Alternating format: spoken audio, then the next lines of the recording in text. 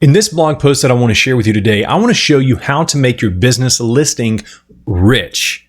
Now, there's 14 elements that go into what makes a business listing rich. That way it shows up high in the search engines. That way it shows up high for your prospects to see you.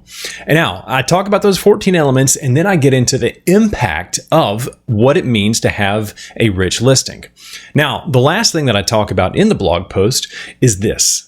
Make sure that your business listings are the same across all 65 plus directories, not just Google, Facebook, Yelp, but there's 65 or more other directories that you need to be listed on that all point the traffic back to you so that more prospects see you and that you show up higher in Google rankings. So go check out the blog post about how to make your business listing rich.